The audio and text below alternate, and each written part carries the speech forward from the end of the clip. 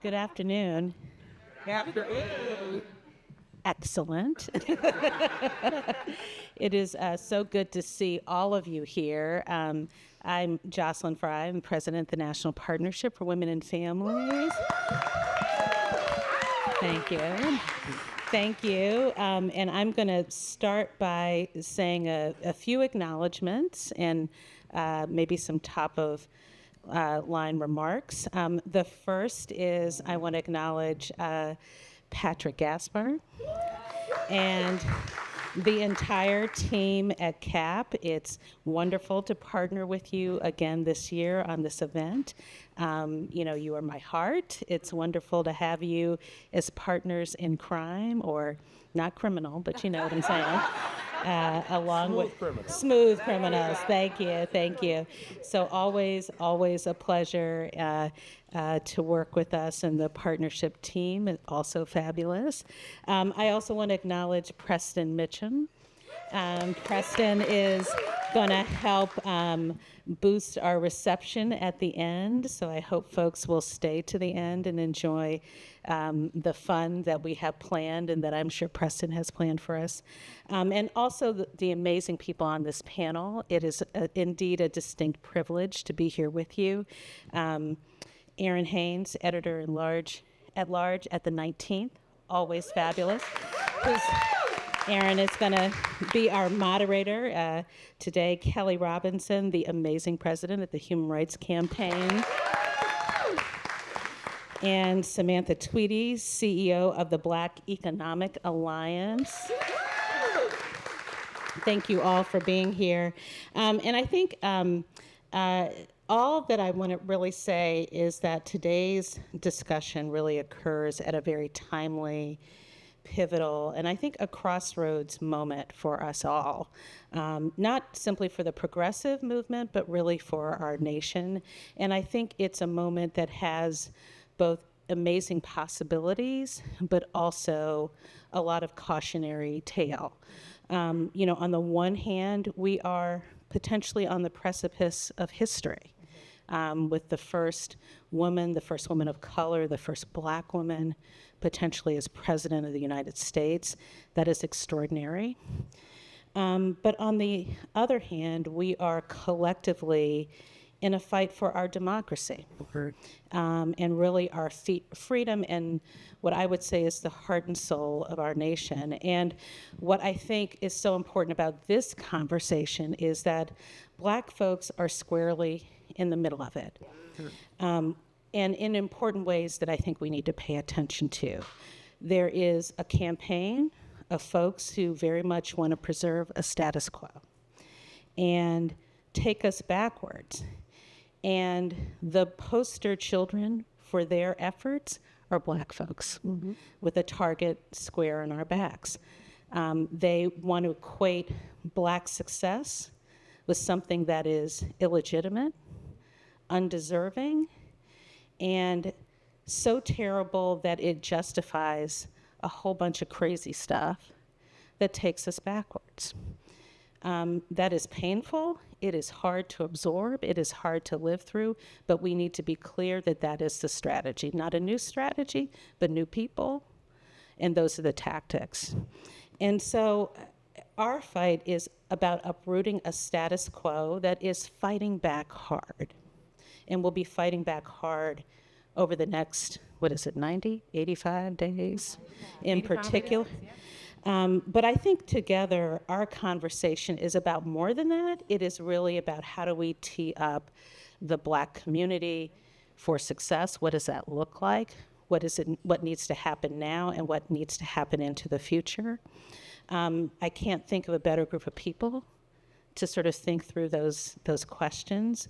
And I'm excited about the people who are in the room to help us engage in conversation. And with that, I'm going to turn it over to the amazing, fabulous Erin Haynes.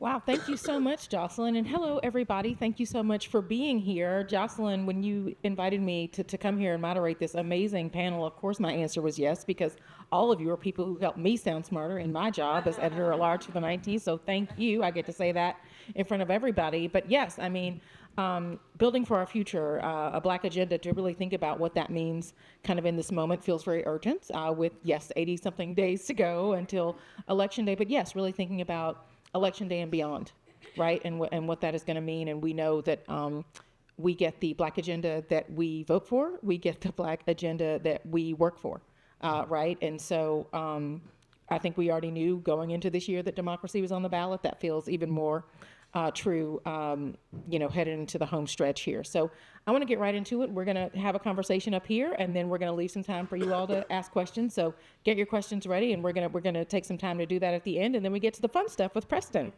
in just a few minutes. So we're the only thing standing between y'all and a cocktail. Kelly, I want to start with you. Yes, that's right. I'm starting with you. So let me ask you, because you and I talked recently on my podcast, The Amendment for the 19th, about just how we've seen in recent years this real surge in legislation that threatens LGBTQ plus rights and broader civil liberties, and that presents kind of these unprecedented challenges that are really anti-democratic in nature and to anti-discrimination protections. So the Human Rights Campaign has actually declared the U.S. As being in a state of emergency because of these issues. And given this landscape, I want to ask you about how we can effectively defend existing anti-discrimination protections while still pushing for even greater equity, right? Because it's not just about maintaining the status quo, it's about really getting to full and real equity and full participation and citizenship in this democracy for everybody. What lessons from your work might apply to protecting and advancing civil rights for Black Americans and other marginalized groups in the face of these changes, and particularly in the light of threats like Project 2025? Well, Aaron, I was going to say that this panel is going to be fun too, not just the cocktail party. But I brought up that was a deep question. But there's a couple of things for me. And the thing I do want to say is, like, one of the things I'm very clear about is all of these waves of attacks that we're experiencing right now. It is a response to our power. Yeah. You don't spend billions of dollars trying to suppress the vote of people that you're not afraid of. You don't spend billions of dollars attacking and trying to dehumanize people that you're not afraid of what could happen if their full power was brought into fruition, right? So that's really what we see playing out. And if I think about, the early 2010s, I think that there was a moment where equality felt inevitable. We were living in a Barack Obama sugar-induced dream. We were seeing DEI advance and move forward. We thought you could not touch us. And what we are experiencing now is that backlash to the progress that we've made. But we're also very clear about, I think, on this panel, is that that's always the story of America, the push and pull of progress. And we're simply in the pull of it. So with the state of emergency, it was in response to the hundreds and hundreds of anti-LGBTQ plus bills that were moving across the country, particularly bills that were attacking our kids, our education, and our trans community. But it wasn't just that. I mean, we were also seeing a dramatic increase of hate crimes. 1 in 5 of every hate crime was motivated by anti-LGBTQ plus bias. We are seeing them try to attack the institutions that have protected us even more so than government, workplaces, schools, universities, right? So we wanted to say something that really elevated the crisis and could draw attention in an acute way about what was happening, and then also make it clear that we had to do something about it. Yes. So for us, mobilizing people around the state of emergency has been pivotal and key, and we are seeing a sea change among us. So this year, in 2023, when we issued the state of emergency, there were about 600 anti-LGBTQ plus bills that moved forward in states, and about 80 were signed into law. This year, we still saw the same number of bad bills move, but only a fraction of them were able to make it into law. A state like Georgia got zero anti-LGBTQ plus bills across the finish line. Zero. Yes. Because so many people were paying attention and people were pushing back. You had allies also coming together to push back, recognizing that people that they love, people that they care about, not on their watch. Exactly. These people didn't find Jesus one day and stop attacking our community. No, what happened was they were the same people in office, but they found an intense resistance of people that said, not me and not on my watch. And especially after the overturn of Roe v. Wade, I think folks are really starting to see clearly that all of our fates are intertwined. If they can attack our trans kids, they can attack our Black kids, they can attack our brown kids, they can attack all of us. Yeah, I mean, so much of the Black agenda we know is also intersectional. And so to be able to talking to all of you, and I know that you all work together on because this is the Black agenda is intersectional, and the response must be intersectional to not just creating that Black agenda, but defending when the Black agenda is under threat, right? Samantha, I want to come to you next because I want to talk about the racial wealth gap. It's been persistent. It continues to have a significant impact on the broader U.S. economy. Black Americans are facing ongoing economic disparities despite the recent federal investments in equity-focused policies. So from your perspective, what are the most effective interventions to closing the racial wealth gap? How can we ensure that these efforts are sustained in the face of legal challenges to the race-conscious programs that we have seen, right, since affirmative action in the Supreme Court? How might Project 2025 impact these efforts, and what strategies can be employed to protect and advance economic opportunity for Black businesses and communities? That's exactly right. So we are still at the losing end of a 6-to-1 racial wealth gap, period. When the Emancipation Proclamation was passed in this country, Black folks held less than 1% of the nation's wealth. There's nothing surprising about that, right? But you fast forward now, past a Reconstruction, past the Civil Rights Movement, past the nation's response to the murder of George Floyd, that number has budged just up to 3%. Okay? So that's where we are. What we also know, though, is that Federal Reserve data tells us that Black wealth is growing, but so too is the gap. Wealth is growing for Black folks, so too is the gap. And what that's teaching us is that the places where we have seen Black wealth grow, largely around housing and around equity in business, we're also seeing places like the stock market, where white wealth is growing exponentially. And the fact that our community doesn't have the wealth to start with is standing in the way of us growing there. So what does that tell us? That tells us that, just as Kelly was saying, if we continue to allow this to be a story about Black wealth and closing racial and economic gaps and keeping DEI programs for the betterment of Black folks, that's always going to be a charity story. That's incremental. It's only going to be incremental because people say, I'll make one investment here, right? Oh, I'll help bring people along in this little program in my company, right? Well, we have to get folks to recognize, and now there's all the data out of Citigroup and McKinsey, right? Business entities that say that if we close the racial wealth gap, we would add $16 trillion to the United States GDP over just the last decade. That's not the Black GDP. That's not the Black and brown GDP. That's the United States GDP. And so when we start to shift folks' understanding of who does it serve for us to actually close that racial wealth gap, yes, Black people, Black families, Black children, full stop, and also all of us, then we start to have a different conversation. And I think when you ask, what are those strategies? Let us not leave this moment where there's so much attention on the racial wealth gap and what are we gonna do about it? Let us not let folks leave this moment and ever think that this was ever just about making things equitable for Black folks. It is that, and it is about the future of business and about the economy. Yes. I mean, the Black agenda is part of the American agenda, right? And we had the Biden-Harris administration coming in to office in 2021 saying addressing systemic racism was going to be one of their priorities, right? And so talking about what that means in a way that feels meaningful, in a way that is impactful, in a way that moves the needle past, just that incremental number that is really, I'm still back on 3%. How do we how do we really start to make some gains? I think that is also the opportunity before us in 2025 and beyond. So Patrick, I want to come to you because this year we are recognizing the 60th anniversary of the Civil Rights Act of 1964. But we are also currently witnessing these coordinated efforts to undermine the decades of progress in civil rights and democratic values since that act was passed. And obviously, again, we're going to go back to the Project 2025 of it all, presenting a significant threat to our system of checks and balances and growth towards a more inclusive democracy that works for everybody and a more inclusive economy that includes everybody. So what do you see as the most critical aspects of Project 2025 that threaten our freedoms, that threaten our civil rights, that threaten our democratic institutions?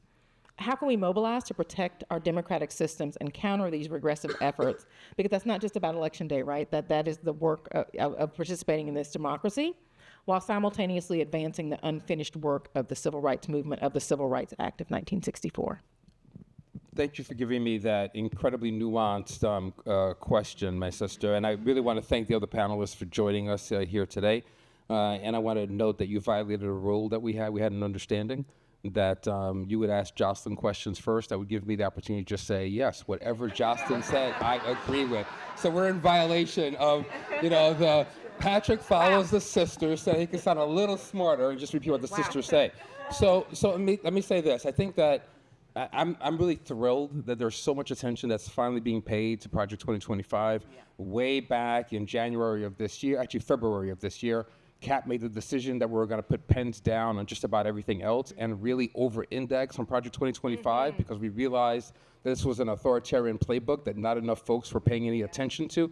And when we had conversations with partners, with editorial board directors for newsrooms, people would talk about Project 2025 at 30,000 feet, but not with any granularity about what exactly was in the 925 pages, what it meant for all of our communities and distinct industries and constituency groups. But now we're at a point where Project 2025, right before the debate, had more Google searches for a several-week period than the orange Cheeto had. And that was an impressive thing to arrive at. But I want to pull back a little bit on Project 2025 and say one thing. Everything that's been said already about the precarity of Black economy, really important. Everything that's been said about DEI attacks, critical to understand. But I want us as Black folk to recognize that while we are being attacked, we are not being attacked in isolation. What does the right wing realize right now? We are marching headlong to 2040, when for the first time we will have a majority-minority nation. That doesn't mean majority Black folk. It means majority minority, right? It's Black, it's Asian, it's brown, it's folks from all around the world, many diasporas who've come together, who've made America their home and are claiming the next half of the 21st century as a new kind of American 21st century as it relates to our citizenship. That's what's being noted, it's what's being observed, and that altogether of a piece is what is being litigated against and hedged against in Project 2025. Project 2025 is a minoritarian effort to lock in a kind of power and an agency well into the future, right? So they're not just trying to get after Black folk, they're trying to get after women and Asians and Latinos all at once, which is why they're working to dismantle DEI programs in a systematic way, because they know for a fact, they have the data, it wasn't just or overwhelmingly Black folk that were advantaged by affirmative action programs. It was overwhelmingly women, right? And other folks of color who came from other parts of the world. So they see that, they recognize that, and they are hedging and betting against that advancement into the future. So 2040, for the first time, you have majority-minority America, but you also have, for the first time in our history, more folks over the age of 64 than under the age of 18. You have these two demographic realities running at one another in a kind of existential tug of war for the future of America. And it's playing out today in places like Ohio and Iowa, where they're seeing this tipping point and fighting against it. Florida comes to mind, right? Absolutely. So since 2023, we've had 256 pieces of legislation that have been lifted up in state legislatures across this country directly attacking DEI programs, directly attacking. Project 2025 is a kind of spine and a scaffolding for this right-wing minoritarian project that you're seeing in the state legislatures and that you're seeing in our Congress as well. I would say that the biggest threat that we have from Project 2025, when you couple it with the actions of this activist Supreme Court, is the dismantling of administrative agency authority in our federal government, the centering of power in the executive, in the presidency, right? We saw the immunity ruling that came down from the Supreme Court. Trust that you cannot unpack that and detangle it from elements in Project 2025, which go right at Schedule F, the 50,000 civil servants that we have that they want to replace with political appointees. You can't unpack that from the attacks that they're leveraging directly at the Department of Education, where yes, they're going after DEI training at the national and state level in departments of education, but they're also going at the department itself. I'll tell you a funny little anecdote, interesting thing. If I asked you to name the most homogenous states in America, Iowa would be in your top 5, right? You'd say, yeah, states like 80% white would be in your top 5. But right now, today, the majority of school children who are in the Des Moines public school system are children of color. So you have these interesting tensions that are playing out in these communities that see a change coming at them. They're not quite sure what it means for them and their children, their grandchildren. They have this notion of displacement and dislocation, and someone comes along who can exploit the anxiety that comes out of a sense of dislocation where you're not entirely sure whether or not the next generation is going to do as well as you will, or if they'll be as centered in policy outcomes as your generation was. And so folks want to exploit that. Project 2025 codifies that. Project 2025 also walks in lockstep with the program from folks like Leonard Leo, who are spending hundreds of millions of dollars to take care of their friends like Clarence Thomas, who are on the Supreme Court, and Harlan Crow. Same program to own that court and to own multiple courts across the country to, again, codify minoritarian rule. We beat that back by exposing it, by being unapologetic about what it means for us to take up collective action through the lens of power, and to not be intimidated about using notions of majority power at the local level and at the federal level. We beat it back by taking them on when they try to knock off legislators like they did in Tennessee, who are pushing back against reactionary, recalcitrant motives that they have to limit the rights and choices of women. And we beat it back by organizing effectively on the ground to really create scaffolding for civil society institutions that are durable, sustainable, and that work across Black, Brown, Asian, et cetera, et cetera. Yeah, and I have to say, I mean, I would add to that the work that a lot of you also were doing to get the media's attention on this. I mean, this is a document that has been out for the better part of 9 months, and yet, 900 pages, I know it's a lot for folks to read, so maybe people were not, didn't have the bandwidth to do, but no, for all of you to be saying to folks who trust people like you, who know that people like you were paying attention to what is important in our democracy, to say, no, this is something you need to pay attention to. This is something you actually do need to read and to look at. Like that, I think, was also a very, very important piece of this, because Project 2025, at the end of the day, we know that it is anti-democratic. And we know that it is about, what it really is about is limiting people's ability to participate fully in this democracy. That's what we're talking about. The president of the Heritage Foundation said it's actually about a second American Revolution. He was very clear in saying that if we all stood in the way of that they would find other means to enact their revolution. Yeah. This is violence. If we think January 6th was bad, we'll see January 6th on steroids as they try to enact and on paper. Project 2025. And on paper. That's right. Absolutely. And Aaron, can I add one thing? It's also not just about Trump. Project 2025 is happening already, and it's going to happen and continue to happen no matter what happens on Election Day, unless we do everything that you're describing. And so that's the other thing we have to make sure. We don't let anyone associate it simply with one person, and recognize that it's already a system that's working behind it now and will continue to, unless we dismantle it exactly as you described. So, Jocelyn, I want to come to you because there's something for everybody in Project 2025, and I mean, there really is. And to your point about some of this already being in motion, we've had in recent years these unprecedented challenges to reproductive rights as well, particularly access to abortion, which disproportionately affects women of color, low-income women. We know that this intersects with broader issues of gender equity, racial justice, economic equity. So how can we effectively protect and expand access to reproductive health care, including abortion? Because we know that that's not the only aspect, especially for us, right? In the face of these increasing restrictions, and what strategies can be employed to address the intersectionality of gender, race, and economic status in the fight for reproductive rights? How does this issue connect to broader conversations about civil rights and economic equity, especially in light of these potential threats from initiatives like Project 2025? Well, first of all, thank you for the very simple question. Sure. Yeah. And I want to actually pick up on a thread that Patrick and Samantha started, because I think there are a couple of things that we need to keep in mind. That Project 2025 is like the latest iteration of a very old playbook. Yeah. The other piece, so we need to, this is not it's new people, but it's an old story. And an old strategy. The other thing, to Patrick's point about people weren't paying attention. I think we should take note of the fact they have no concern about putting down everything they want to do on paper.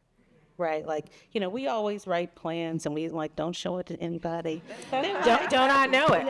It's like here it is, live and in living they don't care because they are overly confident over their capacity to do really terrible things, and they're in it for the long game. Right, like they may have, a little pushback here and there, but at the end of the day, they're where they are in part because they invested for 10, 20, 30 years to get to a place where they overturned Roe with the people that they handpicked to put on that court, and manipulating a process to get those people on the court. So while we should pay attention, there's lots for everybody in Project 25, and certainly a lot about cutting back on access to reproductive rights, abortion, but also things like contraception, like creating the capacity to really curtail the ability of anybody to control their fertility, right? Like that's part of a long-standing agenda, and it's there. But we should be clear that notwithstanding what's in that report, that 922-page report, and whatever we accomplish for 2025, they are invested in it for the long haul. So we need to start there. I think, the thing that you raised in your question that I think is important is that we have a tendency on many of our issues to work in our issue silos. And I think part of the reason that it is useful to focus on communities of color, to focus on Black folks, to focus on Black women, is that it is at those intersections that we see a lot of things coming together. And so we need to be cognizant that it's not just about one thing. The Dobbs decision, Justice Alito tried mightily to say, it's just about one thing. It's just abortion. Don't worry about anything else. And, if you're not paying attention, then you can walk away and say, oh, it's just abortion. But what we know and what we have seen, and many of the people in this room have experienced, it's never just about abortion. Yeah. And just about abortion means a lot of different things. It means your economic stability. It means your access to maternal health care. We have a maternal health crisis affecting Black women. It means that the maternity ward in your community may go away. It means that the lowest, and we know from research, the lowest income folks now have the furthest distances to travel to access abortion care. It means you may have to go 2-3 states to get, just basic health care, let alone reproductive health care. It means that folks who may have wanted to, go to college now can't go to college. It means a whole range of things that connect not only to reproductive health care, reproductive freedom, but connect to your economic stability. What we know from the data is 80% of Black mothers are breadwinners. That means that their families are relying on their ability to bring income into their families. That matters. It matters if they don't have the ability to control their own bodies. It matters if they have to, they now can't access a job because they don't have childcare that's not affordable. They don't have it in their community because we haven't invested in childcare infrastructure the way we need to. It matters because their jobs don't have the same sorts of benefits like paid leave. So when they have a caregiving need, because they're disproportionately caregivers, they're going to drop out of the workforce entirely. What we know from research that CAP has done, that we have done, that we lose $22.5 billion a year. Families lose wages because they don't have paid leave. We know our economy loses almost $1 trillion because women aren't participating in the workforce the same way they do in other countries. So the ramifications of us not understanding that these are not simply gender issues, they're not simply race issues. The combination actually matters because it drives wages down. We know that women of color, their work is devalued. Black women, I could. You could, and you will go on. Yeah. But my point is that all of those intersections matter. Absolutely. And so when we are talking about what the agenda is, we have to be clear. There's no one agenda. We have an agenda. And that the agenda doesn't stop on 2025, and when hopefully we get somebody over the finish line, it doesn't stop in 2026, because it takes a long time to actually correct the wealth gap, to your point. We have to be in it for the long game and understand that many of the people in this room in their own spaces need to be thinking about, what can I do in my community, right? Like, the last thing I will leave you with, I work a lot on equal pay. I often tell people, because I have people, employers, who say, we solved the gender wage gap. And I say, great. That is wonderful. I missed that memo. I'm so glad you no longer have a gap in your company. But tell me, have you solved it for Black women? Right, because if you haven't really looked to see if the disparity for Black women and Latinas, if you haven't figured that out, then you haven't actually solved the wage gap, right? Like, I can come up with a number to tell you how.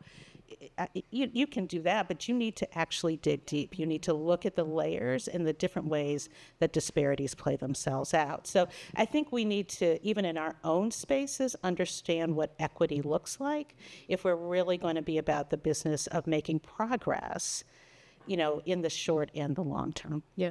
And I think everything that you're describing, Jocelyn, I mean, we're talking about the markers of a healthy democracy, aren't we? Like, you don't talk about racial or gender equity. If that's not real, then how healthy is our democracy truly? We look at other nations around the world that are making progress on gender equity, for example, right? And those other democracies are making much more progress than we are, and yet we call ourselves a leader in that space. Like, part of what we're talking about when we talk about a Black agenda is, if that is not being fulfilled, how healthy can we really say that this democracy is? Also, I look forward to all of you sliding your secret plans to me, so that we can report on them in the 19th. Looking forward to that. But Jocelyn, I also want to just talk about another thing that you brought up, and that is the idea of the long game, right? Because obviously Dobbs certainly did not happen in a vacuum. The fall of affirmative action did not happen in a vacuum. The attack on LGBTQ plus people did not happen in a vacuum. Like, as soon as there was racial progress or gender progress, there was an active campaign to thwart those things on the other side. Civil rights, you have progress on that and actively working against that. But it doesn't seem like there's always a long game strategy here on the other side, right, to that. I wonder if anybody wants to kind of speak to how we begin to think differently about what the long game looks like for folks who are trying to advance racial and gender equity in this country, and what that needs to begin to look like to counter these kind of very long-term efforts. I mean, Project 2025, this is literally 2.0 for them. Like, the manifesto for leadership in America was in the Reagan era. The first version of Project 2025 was in the early 80s. So, and here we are again. There are much smarter folk than me here who could make a point about the long game, but I want to make one quick point if I can. Is there anybody here who works in philanthropy or who has ever worked in philanthropy? Hands higher. I know this answer. I love this. Okay, great. So this is directed at y'all. Love you all. As a past president of a fairly large foundation, I'm going to say this: the challenge that we have as progressives, the center left, is that our philanthropy is organized for the short term. Yes. We are always trying to throw thermometers on some wall, and we have these metrics and these things that we are arbitrarily, randomly measuring towards. When you are doing the work of rights, this is not like being at the Gates Foundation where you could eradicate polio in the next couple of years. You're working on civil rights. Or the church building fund. Oh, the church building fund? Thank you. It is, when you're working in, thank you. When you're working in the space of rights, this notion of measuring for the short term and forcing folks to have to endure the bureaucracy that they have to jump through in order to get grants in the short term around these metrics is absolutely killing us. On the right, guess what they do? They write big checks and they say, go with God. And they say, we have a notion that maybe in a decade, you might be able to change the contours of the U.S. Supreme Court. Here's a couple of $1 million. Go figure it out. And guess what?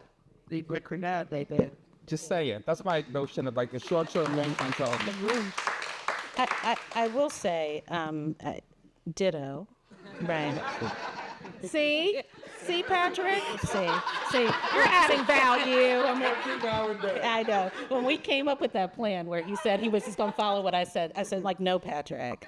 I'm just going to. Plus one to Patrick. That plus one. But, I will say that the other dynamic is that the other side seems to have fewer groups competing against each other, and they're comfortable with, Group A getting 10 billion to do one thing, and then they do it over a long haul. And so what I will say is I think we have to collectively understand that our fates are tied together, and that almost every issue that I can think of that I work on, however we frame it, is an issue of equity. And it's an issue of a country that was never built for many of the folks that we're talking about to be successful. Yeah.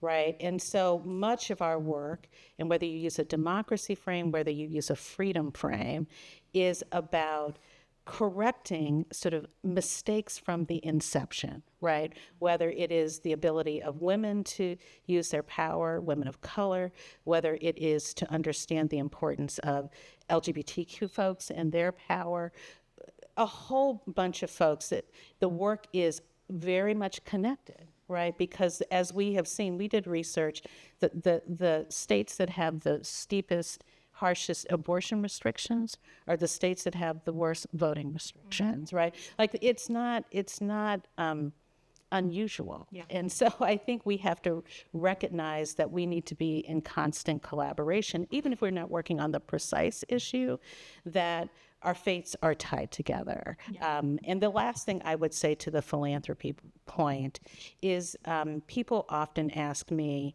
can you tell me one thing I can do? And it's like, you can't just do one thing. There we go. Don't come into it thinking you can fund one thing and fix all this messiness. Like, how could you possibly just fund one thing, right? Like, you have to fund all the things, right? And understand, if you don't fund them all, then you're not going to fix it, right? Like, you're not going to fix it. I work a lot on paid leave. I can't solve the child care problem if you just fund paid leave. You should fund paid leave. But we got a child care problem. We have an abortion access. We have a whole bunch of problems, and we need to get out of the mindset that if I just put down this amount of dollars, I can fix it in 5 years before all my program officers leave. This is like this is like a 30-year investment, right? Like, and we have to get in that mindset. Yeah. I see we've hit the real talk part of this program. Kelly, I want to come to you because what Jocelyn was making a point that I have heard folks like you make, other folks that I'm talking to, the other side may not believe in intersectionality, but they can work intersectionally, right? Yes, they know how to exactly do that. Right. There are no enemies when they have a common goal. Yep. And so I think that's kind of what you're speaking to, and I feel like you were about to kind of weigh in on that. So feel free. Yeah, and I also think on our side, we're too easy to shut down bad ideas. Because if you think about even their takeover of the U.S. Supreme Court, that was a bad idea somebody had. Lewis C. Powell was the person that had it, and he wrote the Powell memo in response to restrictions on seatbelts in the automobile industry and restrictions in the tobacco industry, and said, hey, let's not just look at fixing these things that I think are slowing some of our markets down for their profitable interests, but instead let's work on reforming the Supreme Court right now. And this was, I think he wrote this in the 70s. And now we're seeing the outcome of that investment. He encouraged companies to invest at least 10% of their gross profits into political work and reforming the courts. And now look at where we are. And I think for us, we have to think big like that. And if something feels impossible right now, that's probably about the aperture we need to be at to get to the transformational change that we need. The other thing that's been on my heart lately, and Aaron, you wrote about this on the 19th, is that we're sitting in this interesting moment where there has been incredible progress, and yet still we're dealing with some of the challenges that we had 200, 300, and 400 years ago too. The biggest symbol of that to me was the week when two things happened. Kamala Harris became said that she was going to run for president of the United States after Joe Biden stepped down. And that was the same week that we saw the video of Sonia Massey's murder in Illinois. Yeah. A modern day lynching. And at the same time, the first Black and South Asian woman that could be president of the United States, all in the same week. And to me, I think we have to hold that we have made incredible progress and tell ourselves that story too, but not lose sight of the imperative in front of us that is still murdering and killing us every day. Because in my community, I gotta own that, look, 30 years ago, if you were out at work, you would be fired on the spot. And now there are more out and allied CEOs than ever before. 40 years ago, if you had HIV, it was a death sentence. But now we're within arm's reach of ending the epidemic in our generation, in our lifetime. Shoot, 2 generations ago, my ancestors were the first free Black family in Muscatine, Iowa, and now we're working together to elect Kamala Harris. Like, this is incredible what has occurred, and the response to that in America has always been violence, particularly political violence, also economic violence. So to me, when I think about what's ahead in our big bets and big plans, one, we gotta not be afraid to say things that sound outlandish now, but could be possible 50 years from now. And invest in them, invest with our whole chest because we believe it's the answer. Right. The second thing is there are some emergent technologies in front of us that are going to change our lives. We got to be thinking about AI and how we're engaging in that, the future of healthcare, the future of the workforce, right? Because I think those things are actually going to give us seismic shifts that can help us to actually, rather than what we're doing with the whole United States of America, trying to create a back-end solution for something that was jacked up from the start, right? It will actually give us a chance to look towards the future at things that are nascent in their development and get it right from the start. That, to me, is a transformational opportunity that's unique to this moment that we're in, but also the backlash that we're experiencing, the level of violence that we're experiencing is because they know that they only have a limited amount of time to try to isolate power in the minority before it is too late. Yeah, standing on business 2025, I guess is what we're doing here. Sam, I'm going to come to you for the last word, because if y'all can't already tell, these are a bunch of happy warriors that are doing this work. I mean, they are on the front lines of this thing, but they are also doing it with joy and also doing it with a tremendous amount of optimism. So I just want to stay encouraged, all of you, over these next 85 days and beyond. But Sam, just to come to you about the opportunity that you see in 2025 and beyond. You've got the Biden-Harris administration. Like I said, they put systemic racism on the agenda. I don't know how you would rate their performance so far, but the foundation that they laid and what that makes possible going forward. Can you just kind of talk about the stakes of that and how you're thinking about that? We could wake up the morning after Election Day. We could have President Kamala Harris. We could have Hakeem Jeffries, my congressman, as the first Black Speaker of the House. We could have 2 Black women in the United States Senate. And we could have not a new, but as you just said, Aaron, building on historic investments in Black economic progress and Black economic opportunity, right? And we know we could wake up the next morning and we could have the complete opposite of that. But here's the thing. You were talking to me earlier, Aaron, about what is this moment, right? What is this buzz? And I think the reason, I think we're all happy warriors day in and day out, but I think the reason that this moment is particularly special is because what we see is not that we're going to answer everything today in these next 85 days. But what happened is the floodgates got back open for us to say we can do that short-term work and we can do that long-term work because we now have a path forward. And what I would push all of us to do is to say, we're not on a sugar high, right? Where we are right now is right where we were before, with the actual opportunity to do something about it. So let's not sleep on the hard work. Let's not sleep on the fact that we need the war room, right? We need to be as concerted and well-funded and systematic, and that's on philanthropy, and that's on all of us, right? We need to be as aligned, we need to be as intersectional, right? And we need to do it now, and we need to do it with that 40-year view in mind. So the optimism here is about that door just being wide open to us. And I think it's also because we all got real serious with ourselves. Yeah. We've all been sitting here and saying, right, that we could see the end of this. And I think it pushed us all to say differently in our work day in and out, in our work with our funders, in our work with our boards, and our work when ourselves, when we put our heads down on the pillow, right? That is truthfully what could be in front of us. Absolutely. And so now we have to hold that as we hold the optimism at the same time. Yeah.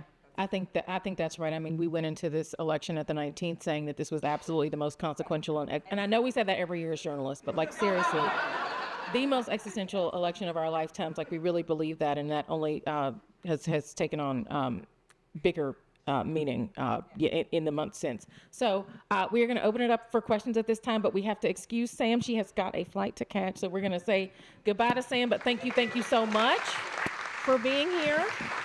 And we're going to open it up for questions. So a microphone is going to come to you, and questions, your voice goes up at the end. Sam is like Steph Curry, flying into Paris, Wow. hit a couple of three-point bombs, and go off with the medal. Thank you, Sam.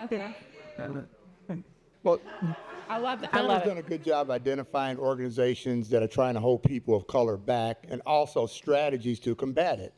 But one thing that's held back the African American community is the lack of residential appreciation, value appreciation of our homes. My parents bought a home in 1962 for $8,000. Sold it in 2014 for $24,000. Think if they had bought that house in Martha's Vineyard or a white suburb around a major city in the United States. Why is our residential prices so low? Safety. Many black doctors, attorneys, CEOs, people in this room would love to live in the black community, but safety. We are afraid. Crime is the issue. I haven't heard any discussion about what are we going to do about this crime in the city to make our property values go up so appreciation will go up. Thank you. Or what about what about valuing our communities for what they're actually worth? I live in a beautiful black neighborhood in Atlanta that is so safe. I love my neighborhood. I love my neighbors, black professionals. What are we lacking? We're lacking the infrastructure. We got a new Pilates studio in my neighborhood. I am thrilled. Coffee shop comes into the neighborhood. That's good. Like these are what about the infrastructure that you have in the Mirror neighborhood on the white side of town that makes that neighborhood valuable, where the appraiser points at our neighborhood and says no? Like that's also a part of this. Like our neighborhoods do have value, but how are they being valued, and what are the metrics for that value? I think that's also part of this equation. I just want to say that. That is definitely a part of the equation, and respecting everything that you just said about crime, and I'm going to answer the crime question, but I think the data would disagree with you in terms of what's driving down the value in our communities.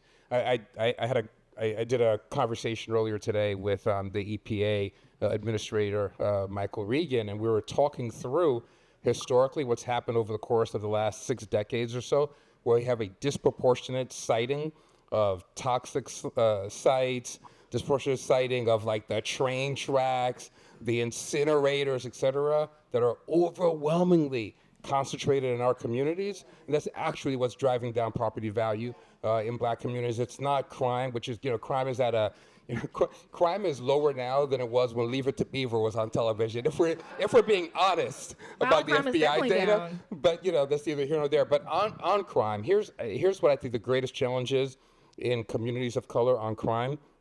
If you look at if somebody is robbed or beaten or, God forbid, murdered in a majority white community, the percentage of those crimes that are pursued through investigation to actual arrest and prosecution is 3 times higher than the percentage of those exact same crimes that are actually investigated by police departments that are then pursued to prosecution and conviction. Significantly lower.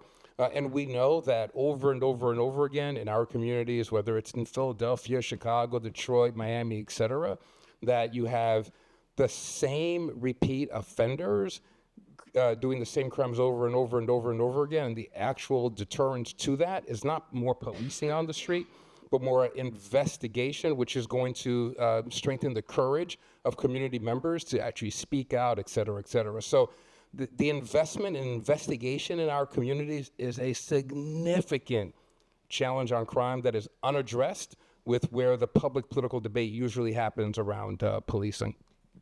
I want to get to a couple more because we don't have a bunch of time, but I know we have probably more questions. Yeah. I just wanted Yeah, we got to hold a mic. to bring in some data points on the housing evaluation piece. I'm Andre Perry, senior fellow at the Brookings Institution. We did a lot of research on this, and this issue of devaluation, after controlling for education, crime, walkability, all those fancy Zillow metrics, and controlling for environmental things, there is still a devaluation of 23%.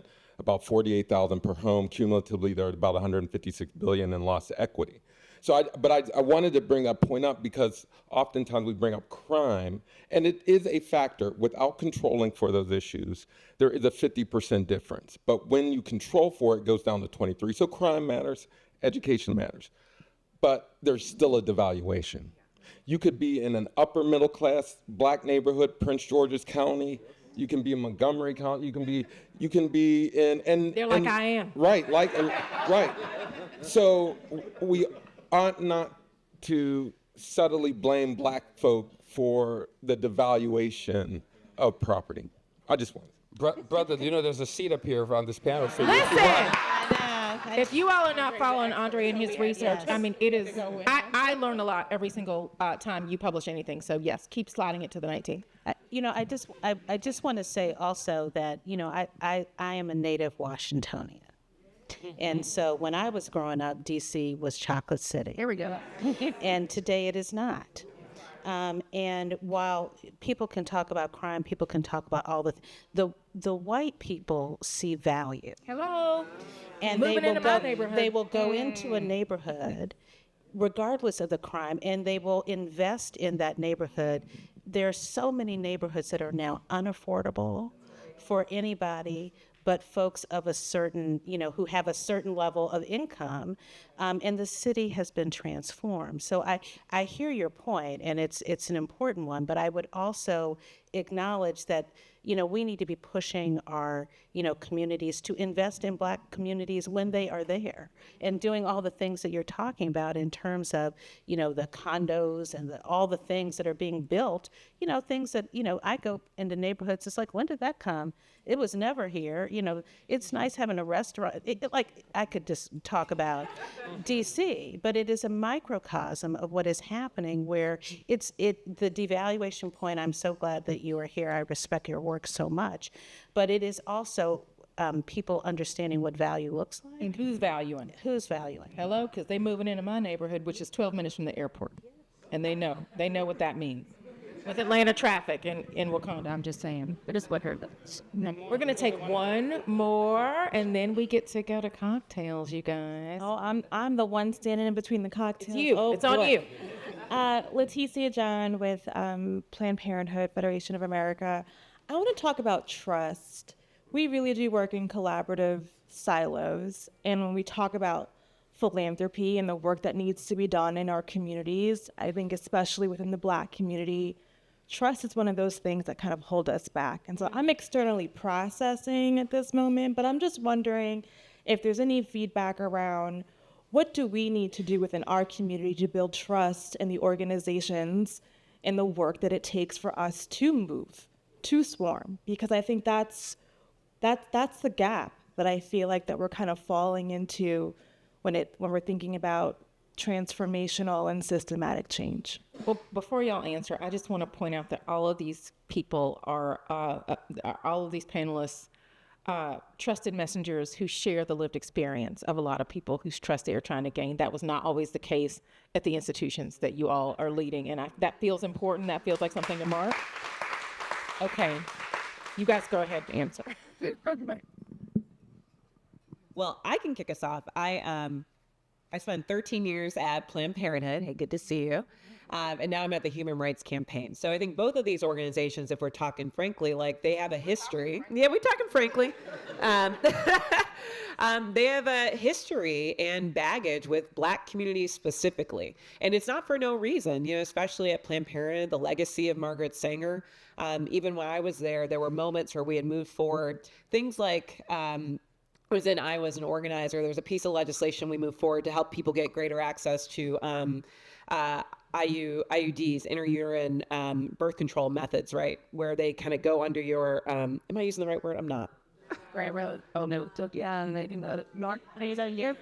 Yeah, sorry. Thank you.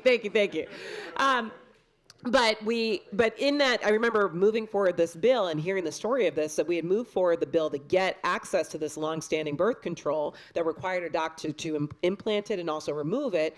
But that same piece of legislation did not include resources to get removed whenever you would like. So then think about the ways that, especially for Black folks in the Midwest and South, that reinforces ideas about forced sterilization. So I'm saying that because the history of our organizations are real and complex, just like living in the United States of America is. The question in front of us, I think, as leaders, especially leaders that have stepped to the helm of these massive and longstanding organizations that do have a history, is to figure out how to reckon with that and not ignore it, right? And also to make clear what our commitment is moving forward and how that's going to look, and then show it every single day. And for me, right now, in my role as president of the Human Rights Campaign, a big piece of that is about centering transgender folks and trans lives in every setting and every context I'm in. I don't care what room I'm in, I'm going to make sure that I say it and say it out loud. Because I think that that's a part of the building trust back, that I am willing to make sure that in every room, even with people that may not understand trans life, particularly Black trans lives, that we talk about it, right? Because in doing that, not only are we doing the work that's needed to heal our history, but we're also dealing with the most urgent crisis in front of us. And for me, coming up as an organizer, I was always taught the curb cutout theory. I don't know if y'all have heard it, but back when the ADA was passed, they did so much work. They put their bodies on the line. And one of the benefits of the Americans with Disabilities Act is that we have the curb cutouts. Now, many of us, when you go in the grocery store, great, I can move my little cart up and down the curb cutout. When I'm with my kiddo, I can get him up and down in the stroller in that curb cutout. But the original intention was for people with disabilities to get wheelchair access, right? But we all benefit from it. And I think now is one of those times where, especially us as leaders, have a charge to make sure that we are centering the people most impacted so that we can actually get solutions that benefit us all, including having the tough conversations in places that you need. But for me, one, trust is not something that's built overnight. I think you got to walk the walk and show it every day. And two, and I encourage this, I'm looking back at my philanthropists, I want us to develop measurements around trust that show how we are investing to increase it over time. Because at the end of the day, this is something that we can measure. We know what it looks like when you have trust or when you don't. And I think that oftentimes we're not investing in those strategies that really actually have to take place over long periods of time to increase that as a core outcome to getting to health equity, right? To getting to equity across the board. And it's got to be a strategy that we invest in with the same seriousness that we do everything else. I complete ditto. I think the point though about trust is you don't gain back trust overnight. You get trust by, actions and not just words. And you get trust by listening to the people who are most affected. And I think, many of us are in organizations that are used to telling people, this is what you should do, this is what the policy is. And, part of building trust is maybe stopping and just listening to the people who are on the ground who are most affected. I think that's the first part. I think that the other piece of it is, at the end of the day, many of us in many of those groups on the ground are starved for resources. And I think it is important for us to say we have a vested interest, not simply in us being resourced, but them being resourced, them being in a position to help sort of develop and build and figure out what is the policy that actually makes sense. Part of the reason trust got broken is because we pushed things that actually didn't help them. We're still dealing with that legacy of, policies that everybody said was a success, but it actually wasn't a success for low-income women. It wasn't a success. So we have to be real clear about what success looks like, and it starts with actually talking to people and saying, what is it that you need? Right? Like if you're actually listening, you may come up with a whole new idea about what people need. But the last thing I would say also is that we have to be willing to work together. And that's a simple thing, but it actually is really complicated, right? Like we do have a lot of trust, rebuilding of trust, but it is very hard to do it when people of color, now leading some of those organizations where trust was broken, but don't bind me to that. Right? Like don't I can't change anything if you're not going to let me change, right? Like if it's in your interest to say, we can't trust them, then whatever leverage I have to be able to support, I can no longer do, because there are too many people trying to stay in an old framework, an old set of stereotypes, and we need to bust that wide open, right? Like, we have to understand there's a mutual value in the folks on the ground being able to do what they need to do, and us doing work at the federal, national level. Both things are true. Well, Patrick, I'm going to turn it over to you for the last word and to close us out. Thank you so much. And I'll take up this question of trust. And Kelly, you brought back a great memory for me. So one of the leading advocates and activists who created the curb cut movement was a woman by the name of Ann Emmerman, who was a mentor of mine, extraordinary woman who was wheelchair bound. And this question of trust came, like, at that time in that movement, there were lots of disagreements about what they should press for, how they should be allied with elected officials when they shouldn't be. And she was like this modest, unassuming person who I saw chain herself to, the gate of the White House, chain herself to city halls. But she did it in movement by being vulnerable all the time. She shared her fears, she shared her concerns, and in the moment when that movement was professionalized and philanthropy came in, she shared resources as well.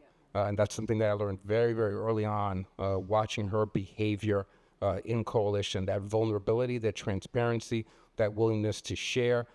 Every year when we come together with Jocelyn and her team to pull this thing off, I'm just incredibly deferential, and there's a suspension of ego, because I know that if we play back a little, that my sister's going to steer me right.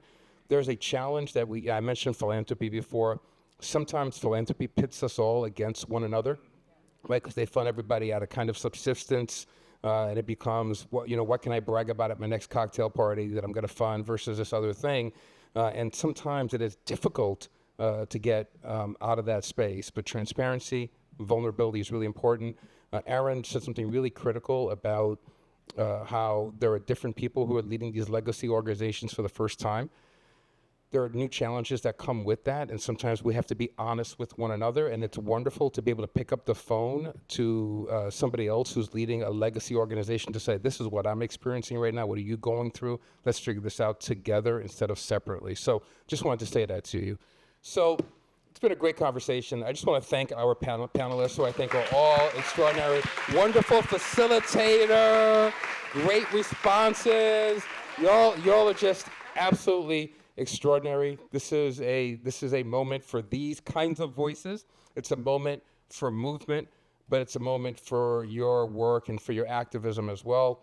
Public policy making is a full contact Olympic sport, and we're happy to engage in it with gold medal winners like yourselves. The work doesn't stop here. It is, this is just the point of entry, and there's tomorrow and tomorrow and tomorrow, but we know we can trust on you. But you know who else we can trust on? This brother I'm giving the microphone to right now, former CAP staffer, somebody who is an author, an activist, and also a star of Bravo's Summer House. And he knows how to show up. So I'm going to hand it over to our brother Preston Mitchum, who will tell us what we now get to do next. All right, how's everybody?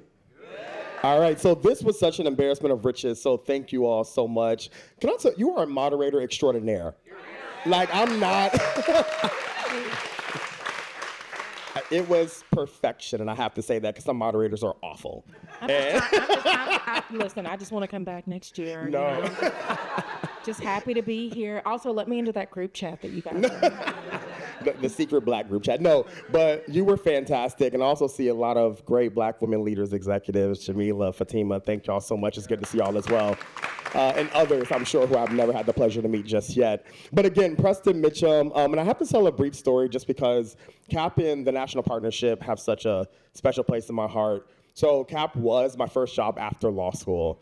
And so I learned a lot when I was there doing work on issues at the intersection of LGBTQ+ equality and racial justice. Did a lot of work on the criminal legal system and the school to prison pipeline for LGBTQ+ youth, in addition to LGBTQ+ young people in the Affordable Care Act.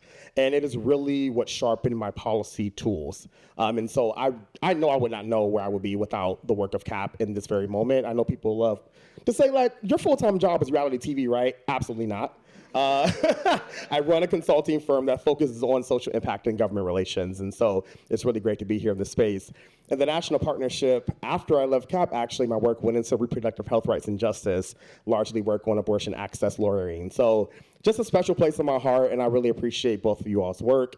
And since I am the person who stands before you in your Prosecco or whatever you want to devour, I will say after this, definitely wrap up. We're going to continue all the fun downstairs with some bowling. If you do watch Summer House Martha's Vineyard, you'll see that I won the bowling game on episode 2, season 1, and it was here.